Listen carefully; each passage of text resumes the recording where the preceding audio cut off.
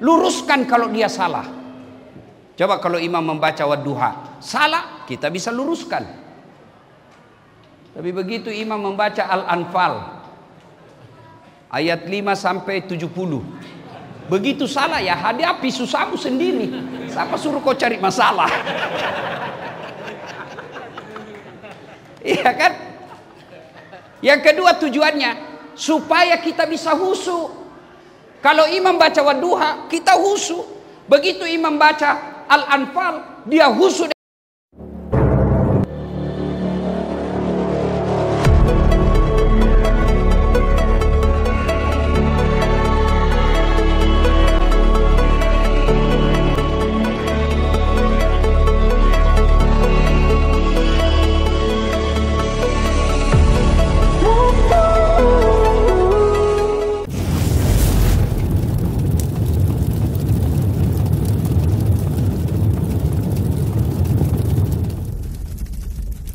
Anak-anak Nabi ada 7 orang. Nah, baru kau tahu semua toh 7 anaknya Nabi. Iya toh? 7 anaknya Nabi. 3 laki-laki, 4 perempuan.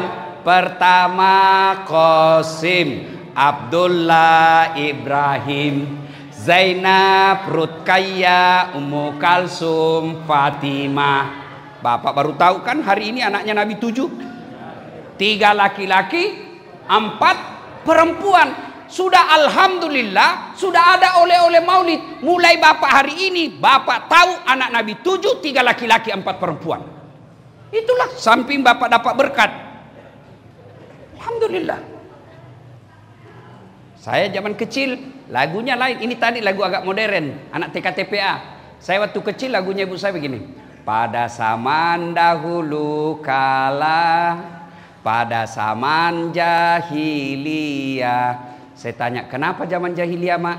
Lahirlah seorang rasul yang terakhir dan mulia. Adik-adik berapa nabi? Berapa nabi dan rasul? Berapa? 20 sah? Masya Allah, wah, ini orang Islam di sini, Pak. 25 nabi dan rasul. Tapi yang kita mau cerita di sini bukan nabi pertama, bukan nabi kedua, tapi apa? Nabi yang terakhir. Nabi Muhammad namanya. Siapa nama ibunya mau? Siti Aminah ibunya. Bapaknya siapa? Abdullah nama ayahnya. Di mana tinggal? Cinere atau Cikampek? Madinah tempat tinggalnya. Terus lanjut lagi. Setelah dewasa diangkat menjadi rasul. Siapa yang angkat? Pak Camat atau Pak Lurah? Oleh Allah yang kuasa. Allah itu siapa, Mak? Pencipta alam semesta. Coba dengar lagu-lagu zaman dulu, Pak. Mendidik, ada sejarah, ada kecintaan kepada Nabi. Lagu-lagu zaman dulu, pantas kita bisa tahu sejarah Nabi dari kecil. Sekarang lagu anak-anak kita apa? Cikampek, Tasikmalaya, aku capek gara-gara dia. Putar ke kiri non, putarlah ke kanan. Ya, apa itu didapat dari itu? Ada lebih parah. Pikiranku tak dapat ku mengerti. Kaki di kepala, kepala di kaki. Pantas kodongo. Kepalamu kau simpan di kakimu, kakimu di kepala. Iya toh? Nah itu Pak. Jadi tugas kita tuan-tuan yang saya hormati, yang saya muliakan sekalian, Pak, ajarkan sejarah Nabi ke anak. Ini tujuannya maulid, supaya kita tahu sejarah Nabi, supaya kita bisa mencontoh Nabi dalam kehidupan sehari-hari. 2 sekarang. Kenapa sih Nabi dicontoh? Nabi dicontoh karena beliau juga manusia biasa seperti kita. Nabi dicontoh karena sama kita punya kekuatan. Nabi dianutkan kepada kita, dicontohkan. Allah perintahkan kepada kita, contoh Muhammad. Kenapa? Karena dia juga ras manusia. Coba kalau saya kasih contoh. Bapak-bapak, halo? Pak, kambing disuruh menggonggong, bisa ndak? Bisa ndak? Pasti yang menyuruh orang gila. Mana bisa? Kambingnya mengembek, anjing menggonggong. Maka tidak bisa disuruh anjing mencontoh kambing, kambing mencontoh mbek, kambing mencontoh anjing. Kenapa? Tidak sama. Sama kita juga. Kita tidak bisa mencontoh malaikat. Kenapa? Karena malaikat beda, kita punya ras. Nabi Muhammad manusia. Kita disuruh contoh malaikat, tidak bisa. Malaikat tidak bisa tidur. Malaikat tidak makan. Malaikat tidak menikah.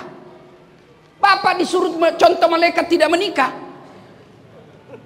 Kalau saya, Pak, Ustadz tidak boleh menikah, saya orang pertama berhenti jadi ustadz. Mana bisa kita? Itu tidak bisa dicontoh, itu malaikat. Kenapa?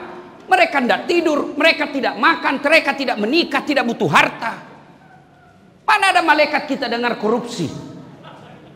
Iya toh? Kenapa? Dia tidak butuh harta.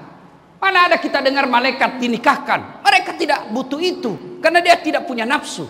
Tapi Muhammad, manusia biasa, kita pasti bisa mencontohnya.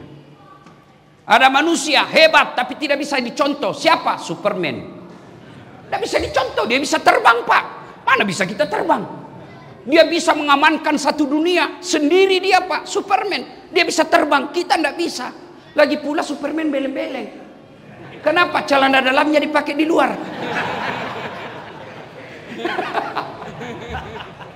Tapi Nabi Muhammad pasti bisa kita contoh. Kenapa? Dia manusia, kita juga manusia. Cuma ada catatannya. Betul Muhammad sallallahu alaihi wasallam manusia, tapi dia diberikan perlakuan khusus. Diberikan keistimewaan oleh Allah yang dalam ilmu agama kita sebut dengan mukjizat. Nah, sekarang ketiga. Nabi ini perlu kita contoh yang kecil-kecil saja dulu, yang mampu kita lakukan. Satu, sholat berjamaah. Itu aja dulu, berjamaah kita catat mulai hari ini. Berjamaah, tiada waktu tanpa jamaah. Terutama bapak-bapak yang sudah muka-muka sakaratil maut. Ya, mohon maaf seperti beliau. Mau apa lagi, Pak? Seperti Pak ini sudah jenggotnya juga sudah putih. Beliau ini jenderal dulu, jenderal bintang 2 kali Kapolda. Sekarang calon sakaratil maut juga. Saya pikir-pikir, kenapa saya bisa sampai di sini, Pak? Nah, beliau lah ini jenderal, teman saya yang juga komandan saya. Dulu kalau saya ketemu begini, siapa jenderal? Sekarang jabat tangan, sudah tidak jenderal. Nah, hebatnya beliau dari masjid ke masjid. Padahal jenderal dulu ini dari masjid ke masjid. Kamu pengangguran, kerja tidak jelas, rumah ngontrak-ngontrak, muka jelek, bau ketek, masih malas ke masjid. Apa yang kau mau banggakan di hadapan Allah? Yang ketawa, saya serius ini. Datang ke masjid. Saya heran lihat anak muda sekarang. Kalau lari, Pak, sampai 10 kilo dia bisa lari. Tapi dia dalam kompleks 10-15 meter masjid dari rumahnya tidak pernah datang ke masjid. Dia berani, hebat, dia bersepeda. Dalam sekali sepeda 2-50 kilometer. Tapi rumahnya dalam kompleks hanya 10-15 meter, tidak pernah didatangi. Masjid hidupkan. Alhamdulillah masjid, Pak, selalu ramai, Pak, jamaahnya. Masya Allah. Apalagi kalau subuh, penuh, Pak, sampai di luar, tidak ada di dalam. Maulid pertama ini bawa oleh-oleh. Tiada hari tanpa berjamaah. Kalau kita pegawai masih aktif, duhur di kantor, okelah. Asar belum pulang, minimal subuh salat jamaah. Kenapa sih orang malas berjamaah di masjid? Satu, karena dia tidak lihat pahalanya. Andai saja Allah tampakkan pahala berjamaah,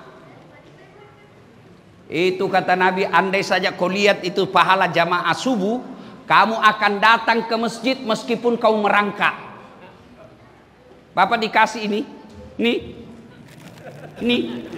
apa isinya? Minyak goreng, roti, beras. Maulid jam 1, jam 11 sudah penuh masjid.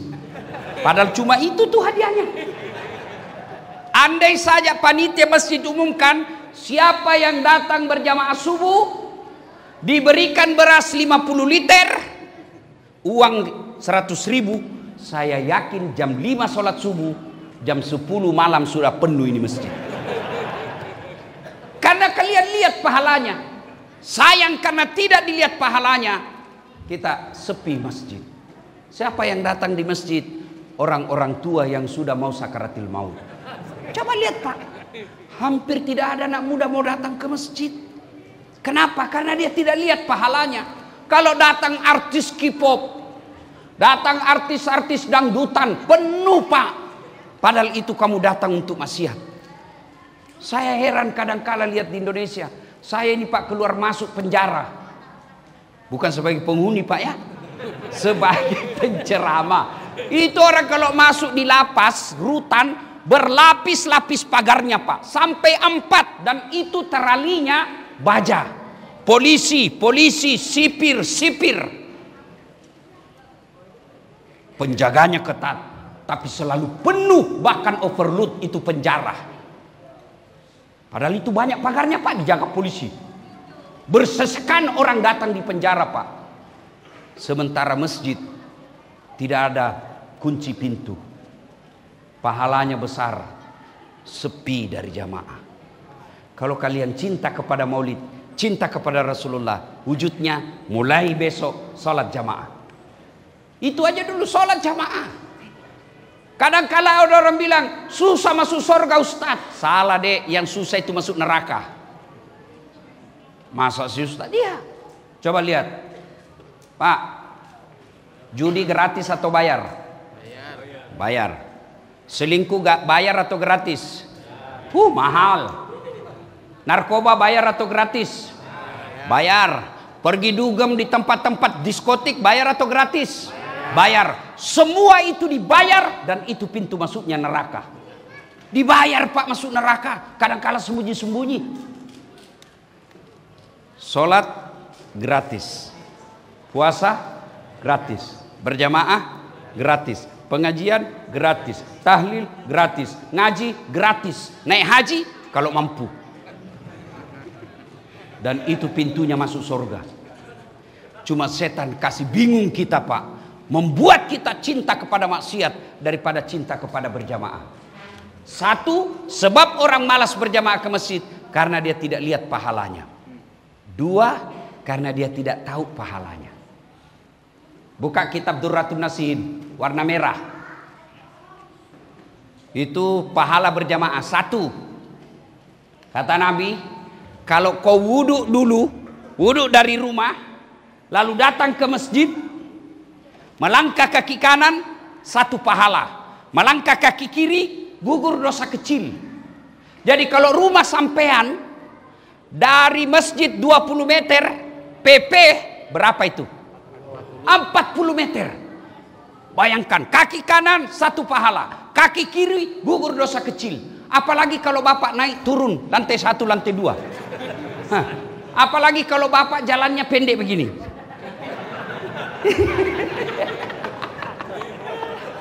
Banyak pahalanya Pak. Kaki kanan 1 pahala, kaki kiri gugur dosa kecil.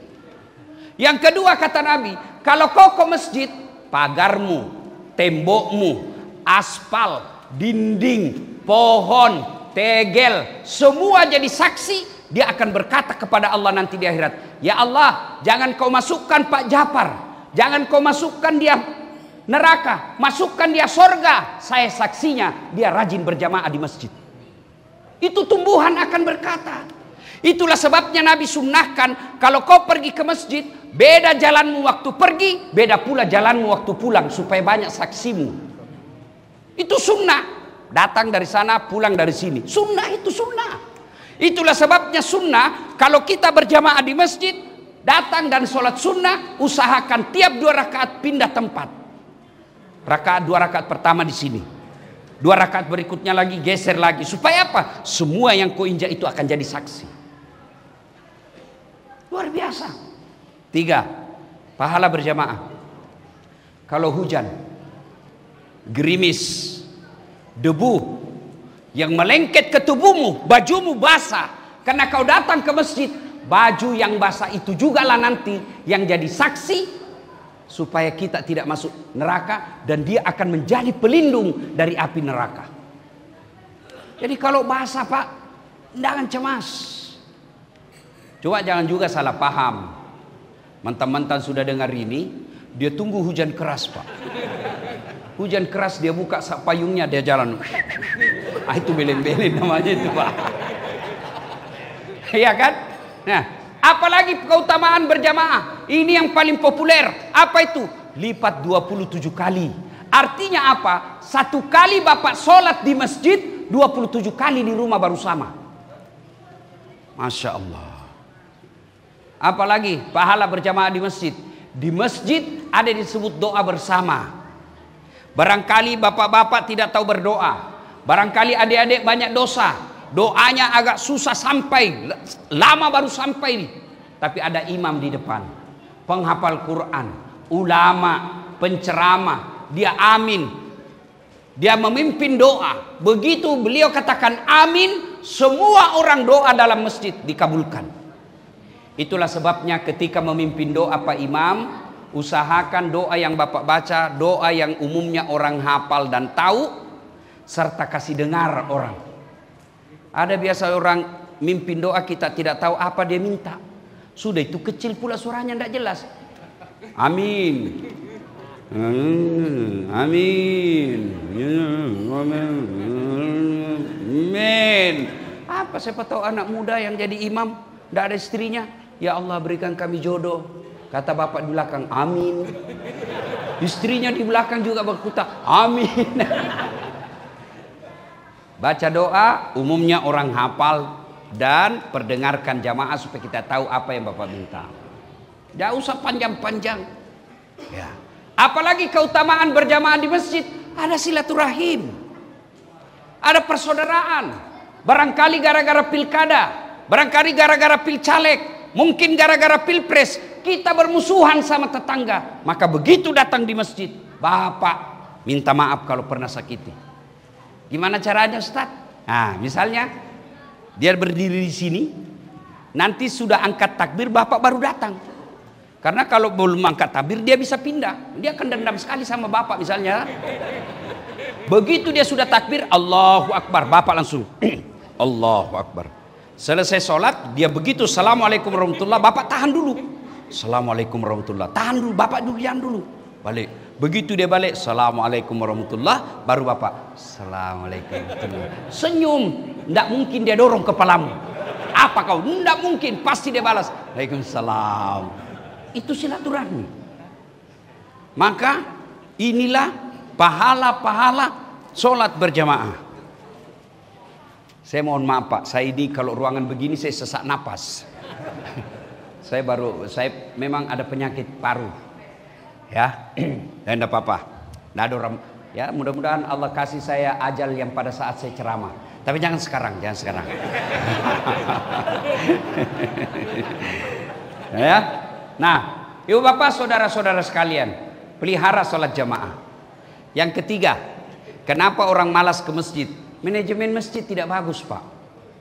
Sudah tidak saatnya sekarang masjid besar-besar, tidak penting besar Pak. Kita bangun lagi Ustaz, kasih 2 tingkat.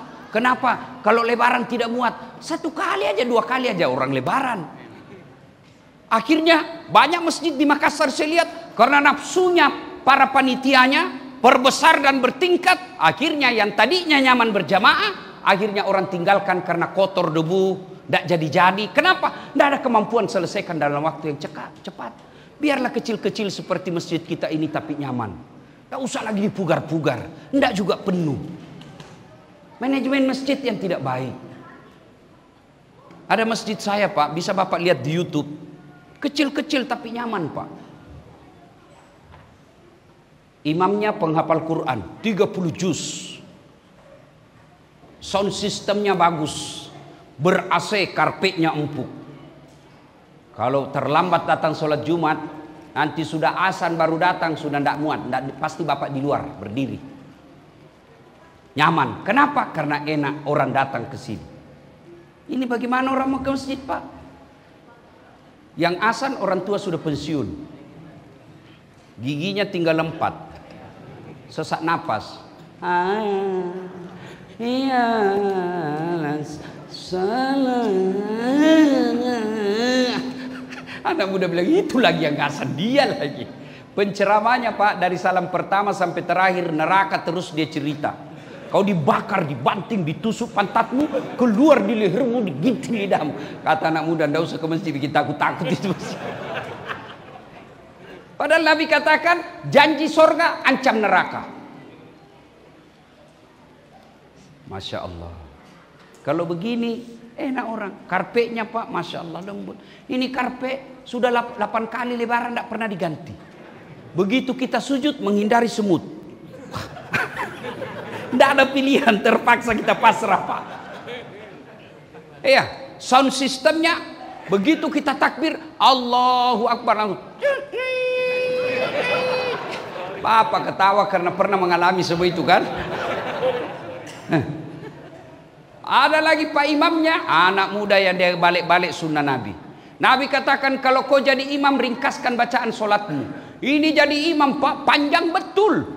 Baca yang umumnya orang hafal. Tujuannya apa? Kalau imam membaca yang orang hafal, maka insya Allah kita bisa luruskan kalau dia salah. Coba kalau imam membaca wadduha, salah, kita bisa luruskan. Tapi begitu imam membaca Al-Anfal, ayat 5 sampai 70. Begitu salah ya hadapi susahmu sendiri. Siapa suruh kau cari masalah? Iya kan? Yang kedua tujuannya supaya kita bisa husu. Kalau imam baca wadduha, kita husu. Begitu imam baca Al-Anfal, dia husu dengan bacaannya, kita husu dengan hayalan.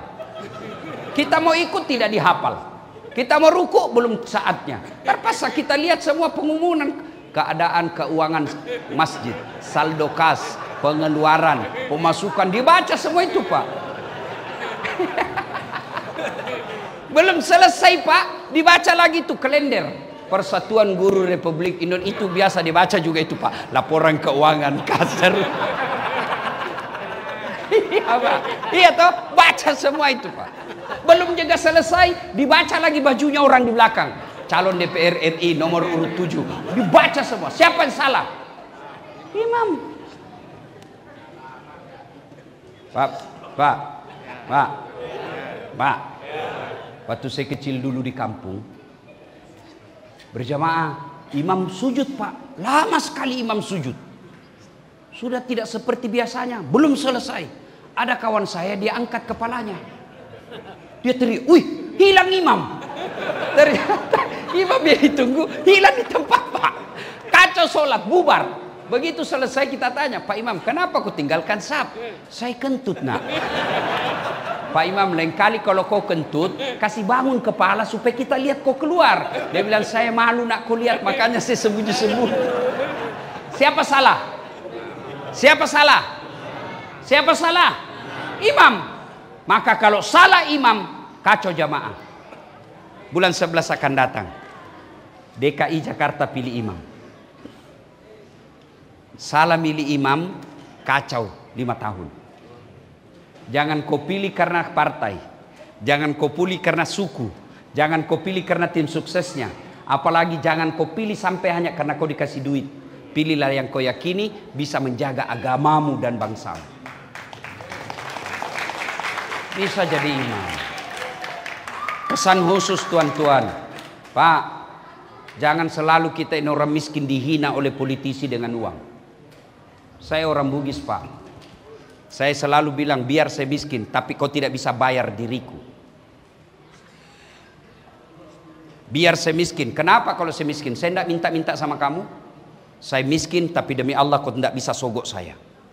Itu orang beriman. Rumah kita sudah ngontrak-ngontrak, penghasilan tidak jelas, lalu kau jual pula harga dirimu. Apa yang kau bisa banggakan sebagai manusia terhormat? Jangan Pak. Sampaikan kepada tetangga. Bapak sudah sampaikan lepas kewajiban. Soal dia tetap terima sogok bukan urusan kita lagi. Bapak saya tanya, kalau terima 300.000 kaya tidak? Tolong jawab dengan tegas. Bapak terima 300.000 kaya tidak? Tidak. Kalau Bapak tolak 1 juta, miskin tidak?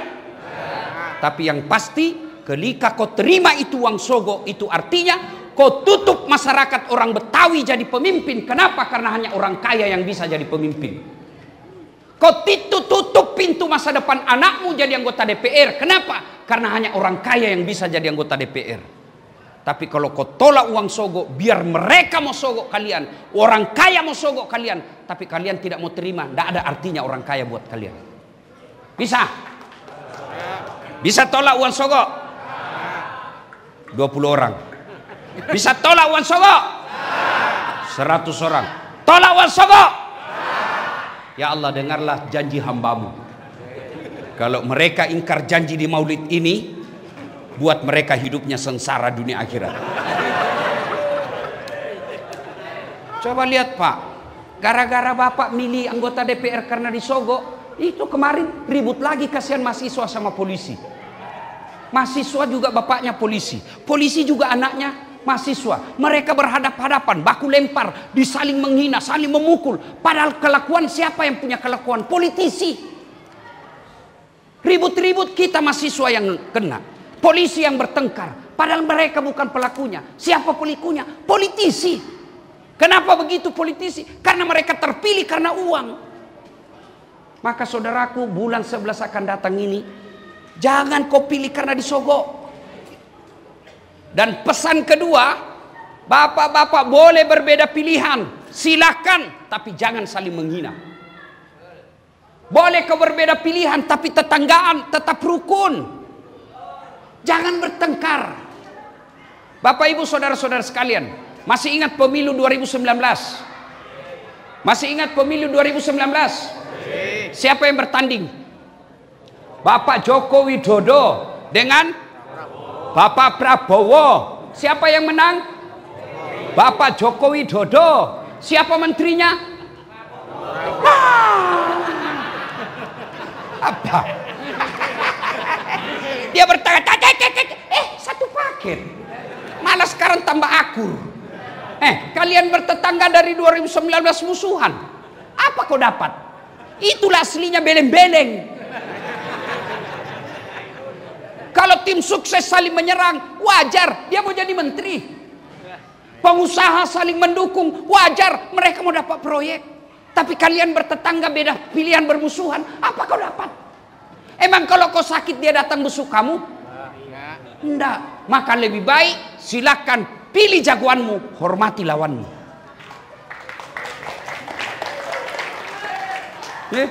Bapak ibu saudara-saudara sekalian, sholat jamaah. Hidupkan sholat jamaah. Sebagai contoh konkret, ini yang ceramah Pak, saya tidak pernah mondok. Di mana saya belajar dakwah? Masjid.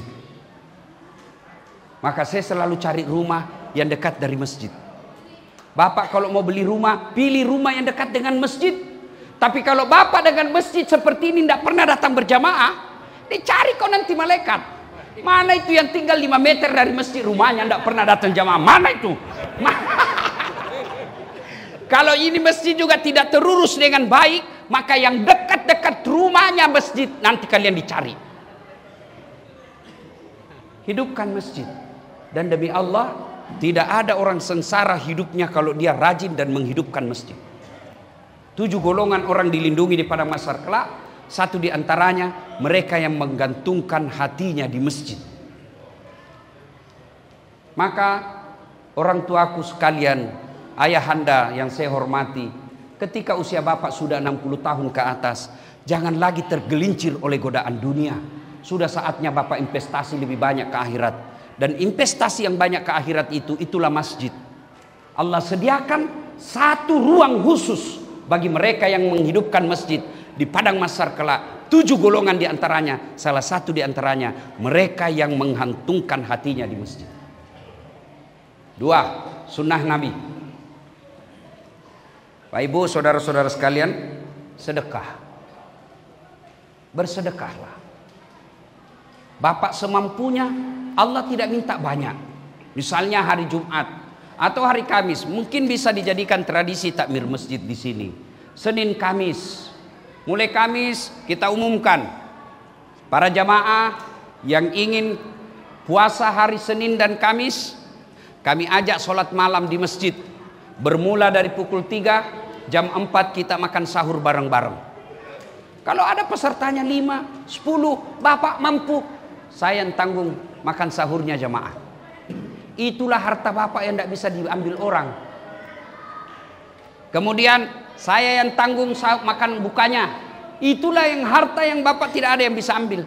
Mobil di rumah, begitu Bapak mendadak meninggal, siapa yang punya? Siapa yang punya? Menantu.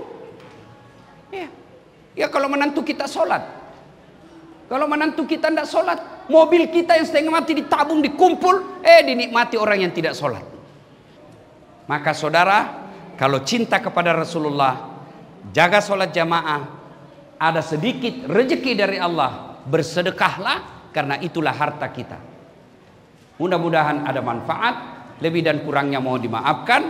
Usikum wa nafsi bitaqwallah, fastabiqul khairat. Assalamualaikum warahmatullahi wabarakatuh.